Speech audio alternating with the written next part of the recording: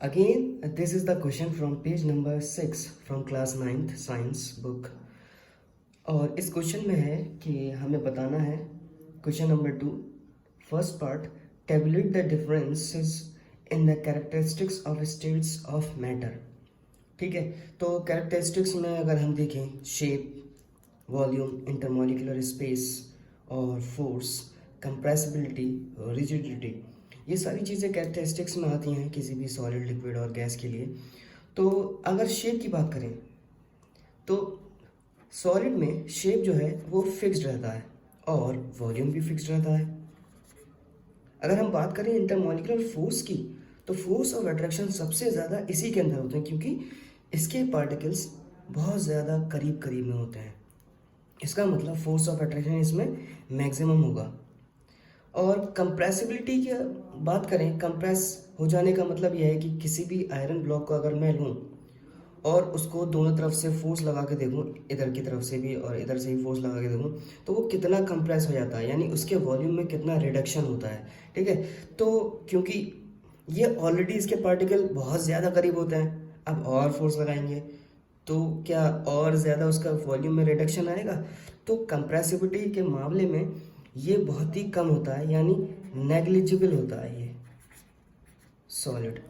और रिजिडिटी की बात करें, यानी कितना ये ठोस है, यानी क्या इसकी जो क्या ये फ्लो कर सकता है, यानी जो चीज़ जितनी कम रिजिड होती है वो इतनी ज़्यादा फ्लो कर पाती है, यानी फ्लूइडिटी उसकी ज़्यादा होती है। तो रिजिड ये क्योंकि इसकी तो डिस्टिंक्ट बाउंड्रीज भी होती हैं, तो इस वजह से मैं कह सकता हूँ कि ये रिजिड होता है, रिजिड। ठीक है, इसके बाद इंटरमोलिकुलर स्पेस फोर्स बहुत ज़्यादा है। क्यों बहुत ज़्यादा? करीब करीब है पार्टिकल्स, एक पार्टिकल यहाँ है तो एक यहाँ है, तो इसके बीच का स्पेस कितना होगा? बहुत ज़्यादा नेग्लिजिबल होगा, या हम कह सकते हैं वेरी लेस होगा। इसके बाद लिक्विड की बात करें तो शेप जो है लिक्विड का हमें पता है फिक्स नहीं होता, नॉट फिक्स्ड, मगर वॉल्यूम जो होता है वो फिक्स्ड होता है। जैसे आप एक सिरिंज लें और एक तरफ से उसको बंद कर दें जहाँ से उसका निकलना होता है, जहाँ से उसका एग्जिट होता है, और उसके अंदर हम वाटर लें और फिर उसमें पुश करें दूसरी तरफ से, तो पुश नहीं हो पाएगा। इसका मतलब क्या है कि उसका वॉल्यूम जो है वो फिक्स्ड होता है। ठीक है, अगर हम इंटरमॉलिक्यूलर फोर्स की बात करें तो वो सॉलिड से कम होता है, लेस देन सॉलिड्स। और अगर हम कंप्रेसिबिलिटी की बात करें, कितना कंप्रेस हो सकता है, तो जैसे कि इसके बारे में था कि बहुत ही कम कंप्रेस होता है। ठीक है, तो सॉलिड के मुकाबले में ये थोड़ा बहुत तो हो जाता है, मगर गैस के मुकाबले में बहुत ही ज़्यादा कम होता है। ठीक है, यानी हम वही इंजेक्शन में अगर पानी लें और एक तरफ से उसे जहाँ पे एग्जिट है उसका बंद कर दें और दूसरी तरफ से फोर्स प्रेशर लगाने की कोशिश करें तो नहीं लग पाता है। ठीक है, तो इसका मतलब क्या है, कंप्रेस नहीं हो पाता है, यानी इसके मुकाबले में, गैस के मुकाबले में कंप्रेसिबिलिटी इसकी कम होती है और इसके मुकाबले में ज़्यादा होती है, वेरी लेस देन गैस। ठीक है, इसके बाद ये इसकी रिजिडिटी, यानी ये कितना फ्लो कर पाएगा, फ्लो कर पाता है, ये रिजिड होता है नहीं होता है, तो ये रिजिड नहीं होता है। ठीक है, ठोस नहीं होता है, नॉट रिजिड हम लिख सकते हैं।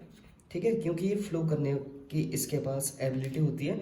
और अगर इंटरमॉलिक्यूलर स्पेस की बात करें तो ये इसके अंदर इससे ज़्यादा स्पेस होता है, यानी मोर देन सॉलिड।